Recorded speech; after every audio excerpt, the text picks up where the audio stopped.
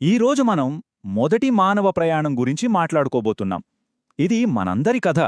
అంటే వేల వేల సంవత్సరాల క్రితం మొదలైన మన ఉమ్మడి ప్రయాణం అన్నమాట.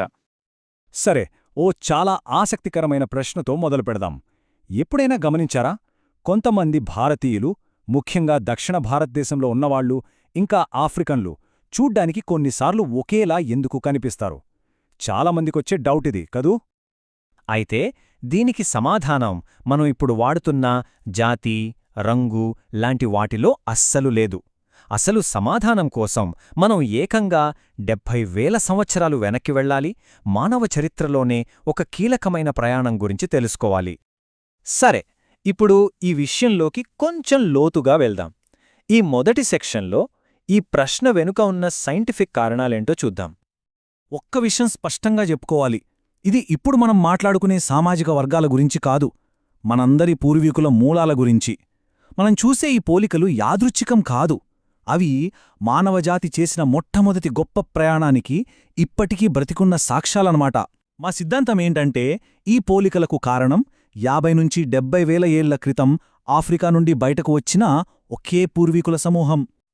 ఈ కథను పూర్తిగా అర్థం చేసుకోవాలంటే మనం అసలు మనుషుల ప్రయాణం ఎక్కడ మొదలైందో అక్కడికి వెళ్ళాలి. సో ఇప్పుడు మనం ఆ ఆరంభం గురించే చూడబోతున్నాం.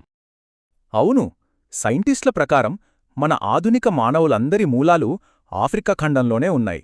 మనందరి కథ ఈ అద్భుతమైన ప్రదేశంలోనే మొదలైంది. సరే, ఆఫ్రికా నుంచి మనుషులు ప్రపంచమంతా ఎలా వెళ్లారు? అందులోనూ మన ప్రశ్నకు సమాధానం దొరికే ఒక ప్రత్యేకమైన వలస మార్గముంది. ఇప్పుడు దాని గురించి తెలుసుకుందాం. సుమారు 70,000 సంవత్సరాల క్రితం ఒక చిన్న గ్రూప్ ఆఫ్రికా నుంచి బయలుదేరింది. వాళ్లు అరేబియా ద్వీపకల్పం మీదుగా సముద్ర తీరం పక్కనే నడుచుకుంటూ ఆసియాలోకి వచ్చారు. దీన్నే దక్షిణ తీర మార్గం అంటారు. మన కథలో ఇదే అసలు కీలకమైన మలుపు. మరి ఈ ప్రయాణం జరిగిందని చెప్పడానికి ఆధారాలేమైనా ఉన్నాయా? అంటే ఖచ్చితంగా ఉన్నాయి. ఇప్పుడు మనం ఆ జన్యుపరమైన ఇంకా పురావస్తు ఆధారాలేంటో చూద్దాం. ఇక్కడే మనకి జెనెటిక్స్ అంటే జన్యుశాస్త్రం ఒక సూపర్ క్లూ ఇస్తుంది. అదేంటంటే హ్యాప్లోగ్రూప్ ఎం. ఇదొక స్పెషల్ జెనెటిక్ మార్కర్ అన్నమాట. సింపుల్గా చెప్పానంటే మన పూర్వీకులు వాళ్ల ప్రయాణంలో వదిలి వెళ్లిన ఒక గుర్తులాంటిది, ఒక జాడ. వేల ఏళ్లపాటు ఇది తల్లి నుంచి కూతురికి పెద్దగా మార్పులేమీ లేకుండా పాస్ అవుతూనే వస్తుంది. ఈ మ్యాప్ చూడండి. ఈ హ్యాప్లోగ్రూప్ ఎం ఆఫ్రికాలో పుట్టి ఆ దక్షిణ తీర మార్గం గుండానే ఇండియాకి, ఆగ్నేయాసియాకి ఎలా వ్యాపించిందో క్లియర్గా చూపిస్తోంది.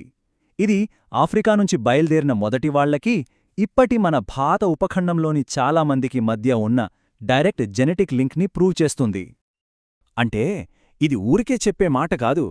వేల సంవత్సరాలుగా ఆఫ్రికా ఇంకా భారతదేశంలోని ప్రజలను కలుపుతున్న ఒకే ఒక్క విడదీయలేని జన్యుదారం లాంటిదన్నమాట. జెనెటిక్ ఆధారాలే కాదు, మన దగ్గర పురావస్తు ఆధారాలు కూడా ఉన్నాయి.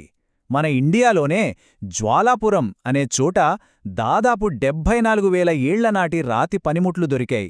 ఆశ్చర్యమేంటంటే అవి అచ్చం ఆఫ్రికాలో దొరికిన పనిముట్లలాగే ఉన్నాయి. అంటే ఆ కాలంలోనే మనుషులు ఇండియాకి వచ్చారని చెప్పడానికి ఇంతకంటే బలమైన సాక్ష్యం ఏం కావాలి? ఇప్పుడు మన దగ్గర ఉన్న ఈ ఆధారాలన్నింటినీ కలిపి చూద్దాం. మనం మొదటి ప్రశ్నకు సమాధానం ఎలా దొరుకుతుందో మీకే అర్థమవుతుంది. చూసారా, జెనెటిక్ ఆధారాలు, పురావస్తు ఆధారాలు రెండూ ఒకే విషయాన్ని చెప్తున్నాయి. ఒకే అద్భుతమైన ప్రయాణం గురించి చెప్తున్నాయి. ఆఫ్రికా నుంచి బయలుదేరిన ఒక చిన్న సమూహం చేసిన ఆ ధైర్యమైన ప్రయాణమే ఈరోజు మనం ప్రపంచమంతా విస్తరించడానికి కారణమైంది. సో ఫైనల్గా మనం మొదట అడిగిన ప్రశ్నకు సమాధానం ఇదే. ఈ సారూప్యతలు ఆ మొట్టమొదటి మానవ ప్రయాణానికి ఇప్పటికీ వినిపిస్తున్న సజీవ ప్రతిధ్వని. ఈ ఒక్క వాక్యం చాలు మనందరి గతాన్ని అర్థం చేసుకోటానికి. చివరిగా చెప్పేదేంటంటే, కొన్ని ఆఫ్రికన్, భారతీయ జనాభాల మధ్య కనిపించే ఈ శారీరక లక్షణాలు యాదృచ్ఛికం కాదు. అవి మనందరి ఉమ్మడి మూలానికి, వేలేళ్ల క్రితం జరిగిన ఆ చారిత్రాత్మక ప్రయాణానికి ఒక శక్తివంతమైన నిదర్శనం. మనమంతా ఒకే పెద్ద మానవ కుటుంబమని అవి మనకు మళ్లీ మళ్లీ గుర్తుచేస్తాయి. ఇదంతా మనల్ని ఒక చివరి ఆలోచన వైపు నడిపిస్తోంది. మనమిప్పటిదాకా తెలుసుకున్నది చాలా కొంచెమే.